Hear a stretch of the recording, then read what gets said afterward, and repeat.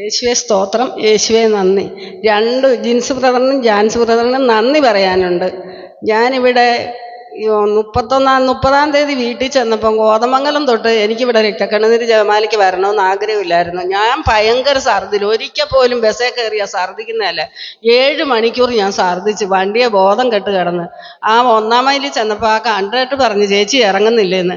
ഞാൻ നോക്കുമ്പോൾ എൻ്റെ കയ്യിൽ രക്തക്കണ്ണുനീർ ജപമാലയുണ്ട്. അതെടുത്ത് നെറ്റിയെ പിടിച്ചേച്ച് ഞാൻ വഴിയിലിറങ്ങി. ഒരു ഓട്ടോ വിളിച്ച് എൻ്റെ മകളുടെ അടുത്ത് ചെന്നപ്പോൾ പറഞ്ഞു, എന്താ അമ്മ ഈ കോലമെന്ന്. അമ്മ ധ്യാനത്തിന് പോകണ്ടെന്ന് പറഞ്ഞു.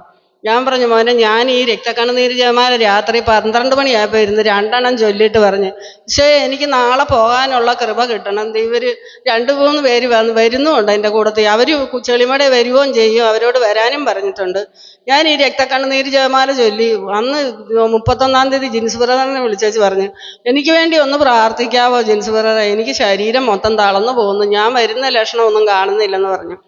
അങ്ങനെ ഞാൻ പ്രാർത്ഥിച്ചു, ജിൻസ് ബ്രദർ പ്രാർത്ഥിച്ച് ഞാൻ എണ്ണീറ്റ് പോയി. പിറ്റേ ദിവസം രാവിലെ 7 മണിയായപ്പോൾ ഞങ്ങൾ ഇവിടെ വരാനുള്ള ആരംഭം ഇറങ്ങിയപ്പോൾ ഞങ്ങളുടെ അനിയന് ഐസിക്കകത്താണ് കിടക്കുന്നത്.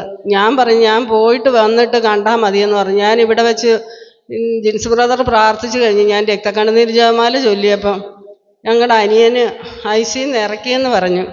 അത് കഴിഞ്ഞ് എൻ്റെ അനിയൻ്റെ മകന് 2 കിഡ്നിയും പോയി. ഞാനിവിടെ മാതാവിനോട് തേടി, 2 കുഞ്ഞു പിള്ളേരുണ്ട്. ദൈവമേ, മാതാവേ, ആ കുഞ്ഞു പിള്ളേർക്ക് ആരും ആകരുതെന്ന് പറഞ്ഞപ്പോൾ ഇവിടെ മാതാവ് എന്നോട് പറയുക, ആ മകൻ്റെ കിഡ്നി ഞാനാ കളഞ്ഞത്, അതുകൊണ്ട് ഞാൻ തന്നെ തിരിച്ചു കൊടുത്തേക്കാൻ ചെയ്യും, എന്നോട് പ്രാർത്ഥിച്ചോളാൻ പറഞ്ഞു. അവരെ ഈ കിഡ്നിയുടെ തകരാറില്ലെങ്കിൽ അവരെ ഇവിടെ കൊണ്ടുവരണമെന്ന് പറഞ്ഞു. ഞാൻ പറഞ്ഞു, ഈശോയോട് ഞാൻ സംസാരിച്ച് ഇവിടെ കിടന്ന് സംസാരിച്ചുകൊണ്ട് പറയുക, ഈശോയെ ഞാൻ കൊണ്ടുവന്നേക്കാം, എൻ്റെ നിയോഗമല്ല, ഞാനല്ല നിയോഗം വെച്ച് പ്രാർത്ഥിച്ച്, ഞാൻ അവരെ വേണ്ടി ഇവിടെ കൊണ്ടുവന്നേക്കാമെന്ന് പറഞ്ഞ് പ്രാർത്ഥിച്ചു.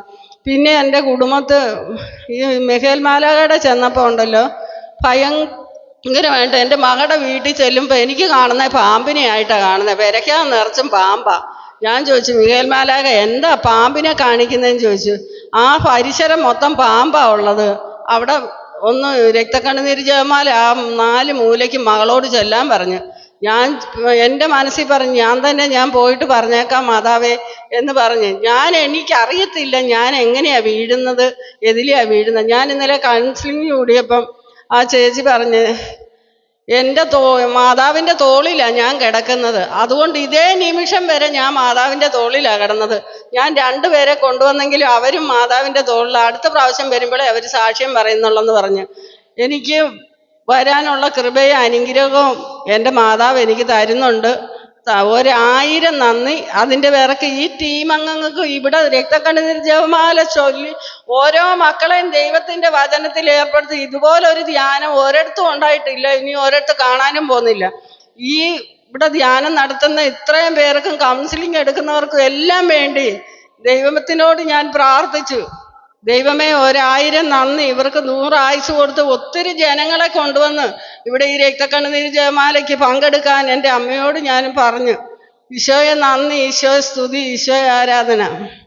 നമ്പരാൻ കൊടുത്ത വലിയ അനുഗ്രഹത്തെ ഓർത്ത് ഒന്ന് നന്ദി പറഞ്ഞു. Praise the Lord.